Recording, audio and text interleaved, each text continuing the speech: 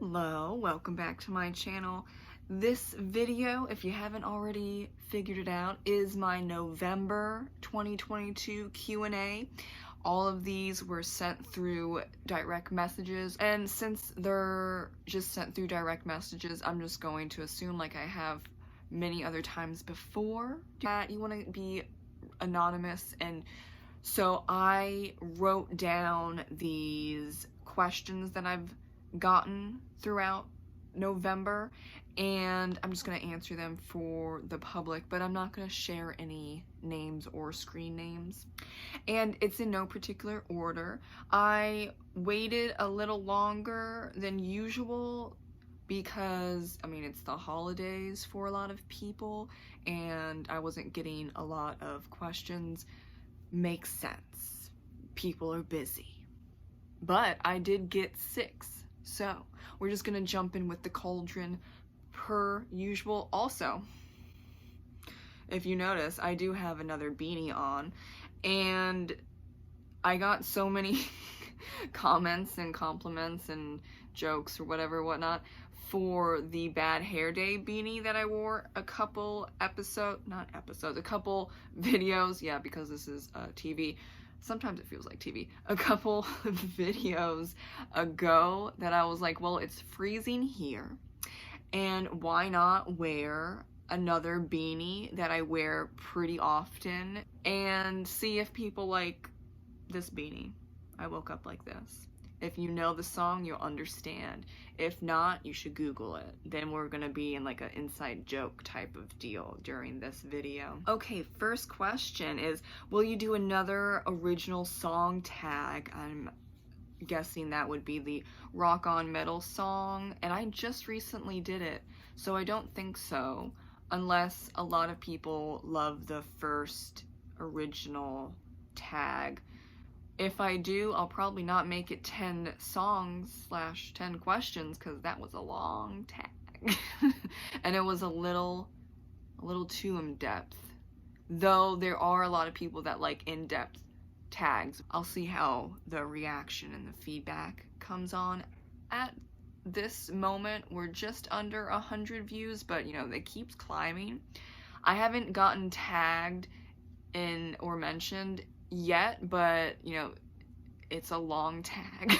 Also, holidays, not the best time to probably make a long-winded, more structured and in-depth tag, but you know, I went for it because it just popped up in my mind. So do I plan things out? No, I do not. It just happens. Next question is, when will you be publishing your other books? And that would be in 2023. Hopefully the Two Foxes, I say this all the time, hopefully the Two Foxes in January. But then my urban fantasy mystery series will be in the second half of 2023. Third question is, why are you changing the cover for some of your books? They're all very pretty. Thank you. But here's the thing that I've been learning after joining ad school, which is run by Brian Cohen. A great school, kind of, I guess you could say it's school. It's a school writing group, marketing group, where it's been really intense. Joined it in late October.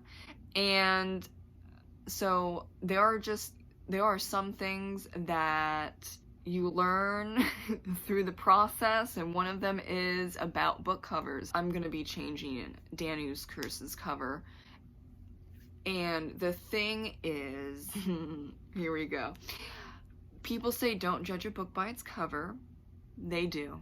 Yes, they do. Unconsciously, and even consciously, but really unconsciously, when you're scrolling through the top 50 and top 100 in a category in Amazon specifically, what are you looking for? And if a book cover is not like the others and there's no similarities whatsoever, like it's just blaringly obvious that it doesn't match anything, like the colors don't match, you know, it just doesn't look like it belongs there. Therefore, unconsciously, or consciously, people will not click it, and they'll go for all the other books everywhere else. And even if your book is in the middle, like in the middle of the top 50 or top 100 page, they don't think it belongs there. It belongs somewhere else, and it was accidentally added to the wrong category or multiple categories. I've had this happen before with Textual Love. For whatever reason, I think it was my two category tags, because I couldn't find the poetry tag in the beginning. It's fixed now. But Amazon put that poetry chapbook in religious and inspirational poetry. It's not religious. Even though the summary says that it's not, there's even a warning in the beginning saying this is poetry that is romantic, and it can be somewhat graphic in nature. If you don't like what you've read just by, you know, my summary and the content warning, don't go forward. But people don't listen. And then when I realized by looking into the categories that it was placed in, I took it out, and I haven't had problems since then. But that one stupid category really messed it up, and that I didn't even put it there. Amazon does like to switch things up a bit. That's why you should look into BookLink if you're an author, just to see where your categories are and what's going on there. And that is an example of it wasn't the cover, it was the wrong category, but the cover probably helped a little bit, maybe, possibly. I'm not religious, okay? I'm an atheist, I don't know. But maybe in religious and inspirational poetry, the cover is similar, or the other covers are similar enough that people are like, oh yeah, for sure, I'm going to click this. Oh my God, what happened? This is not religious. 1 star, 2 star. And so for Danu's Curse, no one's clicking on it and buying it because it looks so odd in the 2 main categories that I'm in, which would be historical Irish fiction and historical fantasy fiction. I'm currently working with Mibble Art, and we're going to see how that goes because they're recommended from the ad school. And from now on, I have to look at what is popular. Does that mean that I'm going to choose crappy covers? No. There's a lot of great cover artists out there that can do their own thing but still make it look similar enough that it's not a unconscious bias of not clicking something because it looks so weird in the group. Hopefully that makes sense to someone that's not a self-published author. But I'll probably make another video, maybe 2, about book covers. And it's not just in self-publishing. Traditional published authors and their marketing team and the book covers and all that stuff, they do the same thing. Do they usually make the trends? For certain genres, absolutely. Is that annoying? Yes. But I rather change the cover, no matter how pretty and amazing and gorgeous it is, and make more money and get more readers to read my works and love it or hate it, whatever it is. The reason why I'm publishing is to put my art out there for people to interact with and enjoy. If no one's clicking on the book because of the cover, well then it needs to be changed so I can have the goal move forward. Now the cover for Danu's Curse was in trend, but now it's not. And sometimes in specific genres they go really fast, which is it's not good. Yep. It is what it is. This is what I say to myself at night. It is what it is. But you know, you do have a choice. You don't need to have a cover that's trending or on market, but just be aware that that could be hindering why you're not getting clicks and much less sales. And that's something that we all, as self-published writers, have to understand and deal with. And also traditionally published authors or hybrid authors, because the covers that you see 1 year and then 4 years later that book gets a new cover, or that whole series gets a new cover, that's why they're doing it, because the covers are not in trend anymore and they want to boost those sales. Okay, next up, will you do a video on nano this year? No, I don't do nano because I do trashy drafts if I rush like that, and it's too much pressure and I'm too tired anyway. Especially this year. Usually I'm tired, but this year has really drained me, and doing nano would be a horrible idea for not just my mental and emotional well-being, but probably also my physical well-being, because I had a hiking injury that I'm still getting over 5 months later. I'm not pleased, but I have to be careful of how long I sit and how I sit, and exercises and stretches, and how long can I walk, and for how many steps, and oh my god, it's exhausting. Second to last question is, do you think I'd enjoy your books, or am I not your target audience? Now, I replied to this person, but I thought this was an interesting enough question, and he was like, yeah, go for it, to answer the question for you all.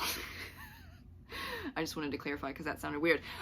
I think that if you want to try the book based on the summary, and knowing my target audience is women 18 to 30, and you're not in that target audience, I say go for it. But just know that, like, if you're like a 20-ish year old guy, probably not gonna be loving my novels specifically. Maybe you'll like alpha beta poetry and teal nostalgia.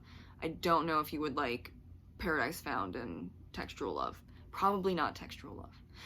So there are some things that might work for you. I know a lot of people are like, my books are for everyone.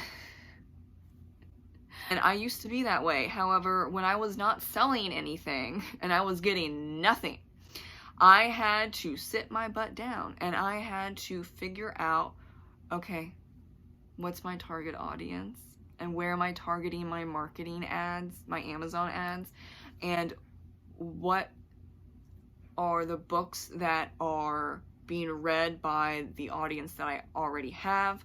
And it was female authors targeting 18 to 30-year-olds. So could that be expanded? Sure, but you do need to focus your attention on a specific area, or else you're going to go crazy. And I kind of went a little crazy. Now, I think it's really interesting that I do have about a handful of very active, more seasoned men. I'm gonna say seasoned because they range from age 50 to 65, and they really enjoy my books. I've talked to all of them, and actually Dave, hi Dave, he's an ARC reader of mine, met him a long time ago, and he's similar in the fact that the others have a lot of life experience. They are hopeless romantics in a way, more in touch with their feelings, not afraid to show emotion. And I think when you have just like older people that are just really interested in reading, they're more open and they've seen a lot of stuff, so they're not going to mind like Ness, the 18-year-old, who is mature in some ways but not mature and a little annoying in other ways. If you're like a 19, 20, 21-year-old and you're in college but you're also interacting with 18-year-old women in your classes, or maybe like you have a sister or something, like it's a little I don't know, I would say biased, but there's something there. Maybe your patience is not all there. Whereas, these older men have gone through that, but they understand in a way, and they have a little more leeway of understanding, and they kind of think about what's going on versus, oh my god, Ness is so freaking annoying, why did I pick up this book? I realized that, you know, like solidly for sure, my novels aren't really for younger men, because I've got younger men direct messaging me on Facebook saying, Ness is annoying, I had to put the book down. Now, is it hundreds or thousands? No, but it was enough, and my book has not been out for very long, so we're getting the feedback. Whereas the older gentlemen have been enjoying Danu's Curse, and the target area, women 18 to 30, have also been enjoying it. So there's just some things that you're like, okay, I get it. So that's why I say, hey, you want to try it out, you're a little more open-minded, go for it. I think that's totally fine. I don't think it's a big deal, and it took a little bit of acceptance to get there. Read any of my books, but you still enjoy the book reviews and all that stuff. There's no pressure to read my books if you don't think that you're gonna like it, and, you know, don't ruin something that, like, you're enjoying, as in, like, the book reviews that I do, or tags or whatever, and you feel compelled that you need to read a book of mine because you can see 2 of them. Like, it's fine. Like, I know, like, after I talked to this guy, I would buy, like, your books, but I'm still gonna watch you. I'm like, that's fine. I don't want you to spoil a channel, my channel, by reading something that's not targeted to you. And, like, if you don't like poetry, don't read the poetry books. If you don't like historical fiction or Irish fantasy, but you feel compelled to because you like the channel, it doesn't matter. I don't care. And I'm the author, so it's okay. I know a lot of author tubers you to just buy their books and review it, or maybe DNF it or hate read it, I don't know. It produces money still, and a wider audience possibly, but I don't look at it like that. Sure, you gave me money, but it's not long lasting, and I'm looking for long lasting readers. Last question. This is a funny question. Have you broken your book buying ban yet? No, I haven't. Thank you very much. I'm still on a book ban, and all the books that you see are either gifts or from the library. I did get a book from my friend Erica. Thank you, shout out to Erica.